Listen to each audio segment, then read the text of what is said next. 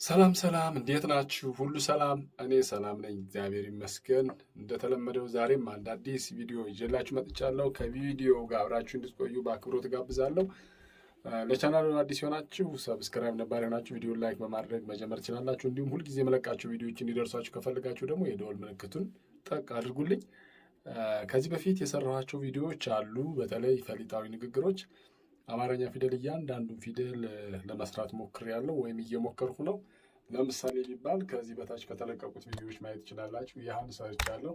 በሀ የሚጀምሩ ፊደላትን ፈሊጣዊ ንግግሮች ሰርቻለሁ ማለት ነው። በለ የሚጀምሩ ሰርቻለሁኝ። እንዲሁም በመ የሚጀምሩ እና በሰ የሚጀምሩ በረ የሚጀምሩ ፈሊጣዊ ንግግሮችን ወይም ፈሊጣዊ ቃላትን ፍቺ ሰርቻለሁኝ። ዛሬ ደግሞ የማሳያችሁ የሸ ዘርን ይሆናል ማለት ነው።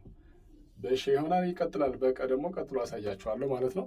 የዛሬውን ግን ከሸ ጋር ቆይታ እንድናደርግ ጋብዛለሁ። ቀጥታ ወደ ቪዲዮን ይዣችሁ ነድ። እንግዲህ በተደጋጋሚ እንደተናገርኩትኝ ፈሊጣዊ ንግግር ማለት ቅኔያዊ ፍቺ ማለት ነው። የቃላቱ ወይም የሀረጋቱ ወይም ደግሞ የአረፍተ ነገሮቹ ቅኔያዊ ፍቺ ነው። እንግዲህ ፈሊጥ የምንለው ቅኔ፣ ቅኔያዊ አዘል ማለት ነው።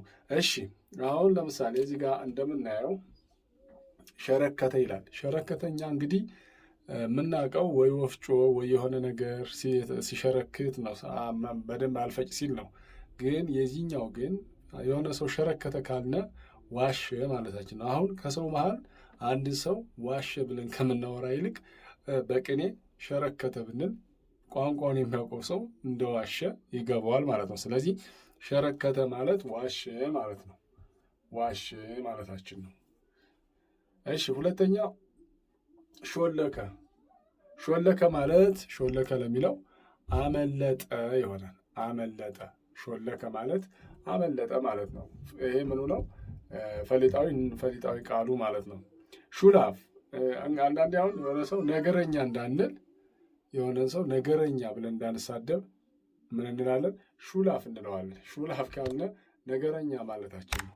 ስለዚህ ሹላፍ የሚለው በትክክልም የሾለ አፍ መሆኑን እንጂ ነገረኛ መሆኑን አይገልጽም መጀመሪያ። ነገር ግን ቅኔያዊ ፍቺው ወይም ደግሞ ፈሊጣዊ ትርጉሙ ነገረኛን ሰው ሹላፍ ብለው ቢጫወቱበት ወይም ቢቀልዱበት የሚያውቁ ሰዎች ነገሩ ቶሎ ላይገባው ይችላል ማለት። ስለዚህ ፈሊጦች አብዛኞቹ ምስጢራዊ ወይም ቅኔያዊ ናቸው ብለናል ከዚህ በፊት ወይም ብያቸዋለሁ ማለት ነው። ለምሳሌ እዚህ ጋር ያለው ይህ ነው። በጣም የሚያስቅ ነገር አለ። ሹልቂት ስንል አርፎ የማይቀመጥ ማለት ነው። ሹልቂት ማለት አርፎ የማይቀመጥ ወይም አርፎ አይቀመጥ አይነት ሰዎችን ሹልቂት ብለን እንገልጻቸዋለን ማለት ነው። ስለዚህ ለዚህ ነው ድብቅ ነው ፈሊጣዊ ንግግሩ ድብቅ ነው እያለ የምንለው ወይም ቅኔያዊ ይዘት ያለው። አሁን ለምሳሌ ሹልቂት ስንል የሾለቂት ያለው ሰው ነው በአእምሯችን የሚመጣው። ነገር ግን ያ አይደለም። ሹልቂት ማለት አርፎ የማይቀመጥ መቀመጥ ደስ የማይለው ሰው እንደማለት ነው። ሹልቂት ስንል አርፎ የማይቀመጥ ማለት ነው። እሺ ሌላኛው ሽንት ይላል። ሽንት እንግዲህ ሁለት ነገር ነው ያለው። ዘር ይሆናል፣ ልጅ ይሆናል። ሽንት ነው ሲባል ዘር ነው፣ ትውልድ ነው እንደማለት ነው። ኖርማሊ ግን ይሄኛው የሚሸና ሽንት ብለን ነው የምናስበው። እንደዛ ግን አይደለም። ዘር ልጅ የሚለውን ይተካል በፈሊጣዊ ንግግር፣ በፈሊጣዊ አነጋገር ማለት ነው። በፈሊጣዊ ንግግር ወይም አነጋገር። እሺ ሽጉጥ ጠጣ። ይሄ ቀላል ነው። ሽጉጡን ጠጣ ግልጽ ነው። ይሄ ለብዙዎቻችሁ እንዲያውም ሽጉጡን ጠጣ ካሉት እስካሁን ከመሰራቸው ይቀላሉ ነው። ራሱን በሽጉጥ ገደለ ነው። ራሱን በሽጉጥ ገደለ ማለታችን ነው። ራሱን በሽጉጥ ገደለ። አንድ ሰው ፈሪ ነው ከምንል ሽንታም ነው ብንል ማሪያ ወይም ቅኔው ፈሪ መሆኑን እየገለጽን ነው ማለት ነው። ሽንታም ስንል ፈሪ ነው ማለት ነው። ፈሪ ነው ማለት ነው። እሺ ይሄኛው ደግሞ ሸማ ዘረጋ ማለት ለመነ ማለት ነው። ወይም የለበሰውን ሸማ ዘረጋው ለመለመኛ እንደማለት ነው። ስለዚህ ሸማ ዘረጋ ስንል ትዝ የሚለን ነገር ምንድን ነው? የሆነ ሸማ የሆነ ነገር ዘረጋ ነው። ግን በፈሊጣዊ ንግግር ግን ሸማ ዘረጋ ማለት ለመነ ማለት ነው። ለመነ ማለት ነው። ሸኘ ማለት ገደለ ማለት ነው። ሸኘ ማለት ገደለ ማለት ነው። ስለዚህ ከአንድ ህይወት አሰናብቷል እንደማለት ነው። ከአንድ ህይወት አሰናበተ እንደማለት ነው። እሺ የሚቀጥለው ደግሞ ሸዋ አለ ይላል። እዚህ ጋር ሸዋ አለ፣ ፈሰሰ፣ ተበተነ መሆን ይችላል። ሿ አለ ከሆነ ፈሰሰ፣ ተበተነ፣ ተዘራ ማለት እንችላለን። አውዳዊ ወይም ምንድን ነው የሸ ፊደል ፈሊጣዊ ንግግር። ሿ አደረገ ካለ ደግሞ በተነ ማለት ነው። ሿ አደረገ እሱ በተነ፣ ሿ አደረገ በተነ ይሆናል ማለት በተነ። ሻ አለው ፍርሃት ተሰማው ማለት ነው። ፍርሃት ተሰማው፣ ፍርሃት ተሰማው። ሻ አለው ማለት ፍርሃት ተሰማው ማለት ነው። ኦኬ።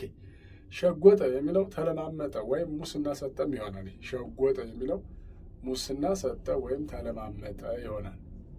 ሙስና ሰጠ ወይንም ተለማመጠ ማለት ነው። ሸጎጠ ስንል ተለማመጠ ወይም ተጠጋ፣ ተለማመጠ፣ ሙስና ሰጠ እንደማለት ነው።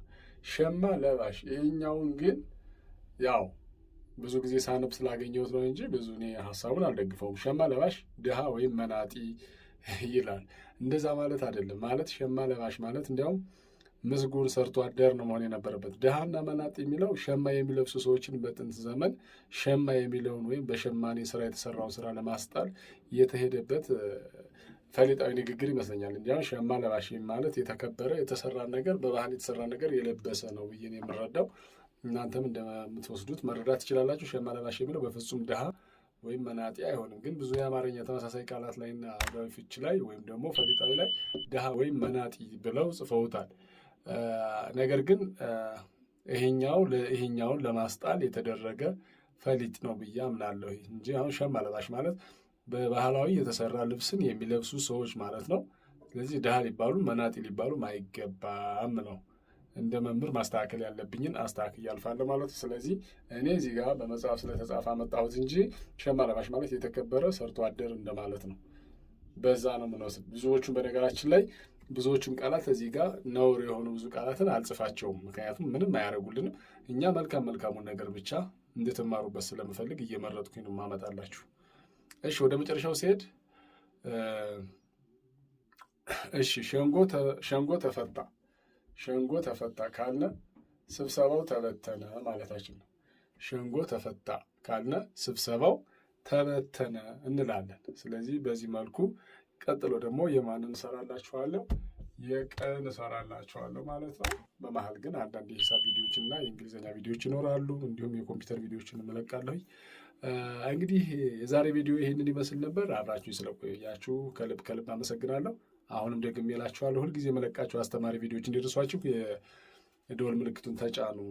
ስለምታበረታቱ ደግሞ አመሰግናለሁ። ቻናሌን እያሳደጋችሁት ነው። ይመቻችሁ። በሌላ ቪዲዮ ከችልላችኋለሁ። እስከዛው ሰላም ሁኑ። ሰላማችሁ ብዝት ይበልልኝ። ቻው ቻው።